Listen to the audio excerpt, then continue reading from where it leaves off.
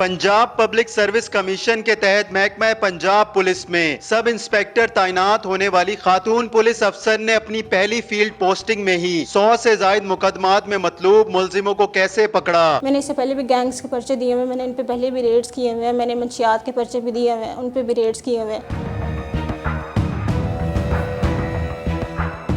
फरा साहिबा, ये बताइएगा कि इतने ख़तरनाक मुलजिमान को आपने पकड़ा है, ये बताएं कि पहली आपकी पोस्टिंग है फील्ड की है? जी, मैं 3.5 साल पहले पीपीएससी के एग्ज़ाम्स दे के पुलिस डिपार्टमेंट में आई थी। उसके बाद हमारी ट्रेनिंग चलती रही और मेरी फ़र्स्ट पोस्टिंग जो थी वो पुलिस खिदमत मरकज़ बहरिया टाउन में एज इंचार्ज थी। लेकिन फ़ील्ड की मेरी नवाब टाउन में फ़र्स्ट पोस्टिंग है और मैं 14 माह से यहाँ पे बतौर सब इंस्पेक्टर अपने फ़राइज़ अंजाम दे रही हूँ। अच्छा, ये बताएं कि बतौर ख़ातून ऑफिसर और पहली दफ़ा आपकी फ़ील्ड में पोस्टिंग है, 100 मुकदमात में मतलूब मुलजिमान आपने गिरफ़्तार किए हैं,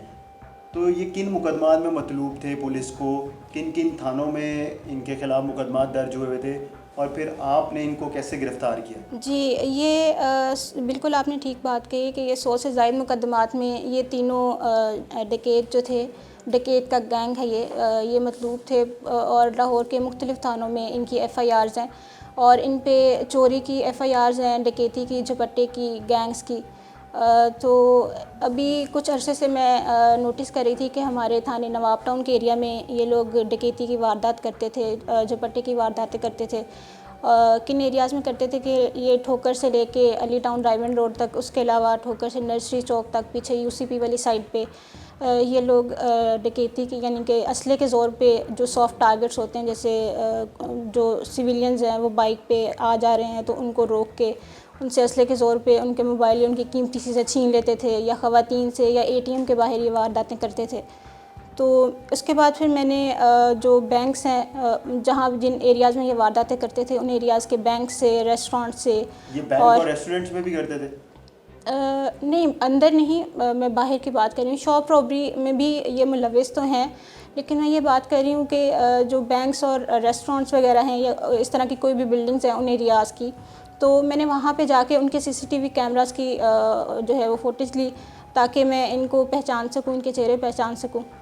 तो जब मैंने देखा उन वीडियोज़ को, उसके बाद फिर मैंने इनका टाइम, इनका हुलिया, इनका तरीक़ा वारदात को नोट किया और ये सारी अपनी रिसर्च कंप्लीट करने के बाद मैंने अपनी टीम के कुछ कांस्टेबल जो हैं उनको मैंने सिविल में जो है वहाँ पे उन्हीं एरियाज़ में जहाँ पे ये वारदातें करते थे मैंने तैनात कर दिया। वो 5-6 दिन इनकी रेकी करते रहे। फिर एक दिन उन्होंने जब ये वारदात करने वाले थे, वहाँ पे आए किसी से वारदात करने वाले थे, तो उन्होंने मौके पे, तब उस दिन ये 2 लोग थे, तो उन्होंने मेरे कांस्टेबल ने जो है इनको काबू कर लिया मौके पे और हम लोग फिर इनको वहाँ से अरेस्ट करके थाने लेकर आ गए। उसके बाद फिर मैंने अपनी इन्वेस्टिगेशन जो है वो थाने में स्टार्ट की इनसे। तो इन्होंने इन्वेस्टिगेशन में मुझे बताया कि इनका जो तीसरा साथी है वो कोट कम्बो के इलाके में इस वक्त मौजूद है और ये लोग जो हैं मुझे उसकी इन्फॉर्मेशन दे के मुझे उस बंदे को, अपने तीसरे साथी को जो है वो अरेस्ट करवा सकते हैं। तो फिर मैंने सरकारी गाड़ी पे अपनी टीम के साथ कोट कम्बो में रेड किया। वहाँ पे जो इनका तीसरा साथी था उसने जब पुलिस पार्टी को अपनी तरफ आते हुए देखा तो वो होंडा 125 पे था, तो उसने भागने की कोशिश की और उसके पास पिस्टल भी था। तो उसने काफ़ी जो है हमसे भागते हुए मतलब मुज़ाहमत की कोशिश की, लेकिन हमने उसको मतलब मैंने सरकारी गाड़ी पे और अपनी टीम के साथ उसको काबू कर लिया और उससे पिस्टल बरामद हुआ और उसके अलावा लूटा हुआ लोगों का माल भी कुछ बरामद हुआ। तो फिर हम जो है उसको अरेस्ट करके थाने लेकर आ गए। वारदात जब करते थे किन लोगों को सबसे ज़्यादा टारगेट करते थे, फिर जो पैसा ये लूटते थे लोगों से, कीमती जो अशिया लूटते थे, उसका करते जाते, क्या इस्तेमाल करते थे? अपनी ज़ाती ज़िंदगी में इस्तेमाल करते हैं, अपने घरेलू चीज़ों के लिए या उसके अलावा अपनी अय्याशियों पे इस्तेमाल करते हैं और उसके अलावा ये अपने अगर इन लोगों में से कोई नशा करता हो तो अपने ड्रग्स की ख़रीदारी के लिए भी यूज़ करते हैं। तो जब आप तीसरे मुलजिम की गिरफ़्तारी के लिए गई और शहर से बाहर,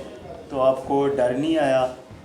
कि आप, जाहिर सी बात है पहले कभी ऐसा आपने इस तरह रेड नहीं किया, छापा नहीं मारा, कहीं जाके किसी मुलजिम को गिरफ़्तार नहीं किया, तो क्या फीलिंग्स थी आपकी जब आप जा रही थी वहाँ पे पहुँची और जिस तरह मजम्मत का सामना भी रहा? मैंने इससे पहले भी गैंग्स के पर्चे दिए हुए हैं, मैंने इन पे पहले भी रेड्स किए हुए हैं, मैंने मंशियात के पर्चे भी दिए हुए हैं, उन पे भी रेड्स किए हुए हैं। तो क्योंकि मेरे जो मेंटोर्स हैं वो खुद ही मतलब इतने एक मतलब अपने आप में एक ब्रांड है, वो बहुत लेकिन कम्पिटिटिव उन्होंने तो ऑफिसर्स इतना हैं। ज़्यादा काम कर लिया फील्ड में, जी जी और आपने अभी इस तरह इतना ज़्यादा नहीं किया हुआ आपकी जो सर्विस है जी जी फील्ड की, तो उसमें आपको ये नहीं हुआ कि कोई जहाँ जा रही हैं आप वहाँ पे सामने का पिस्टल भी है, कोई गोली चला दे, जी कोई क्रॉस फायरिंग हो जाए? जी जी जी वो मुझे ऐसा लगता है कि जब आप यूनिफॉर्म में होते हैं तो फिर आपके जहन से इस तरह की चीज़ों का डर निकल जाता है। ये कॉन्फिडेंस आपको आपका यूनिफॉर्म देता है। उसके अलावा फिर बंदे को पता होता है कि मेरी जो टीम है जो मेरे साथ है वो बहुत कम्पिटिटिव है।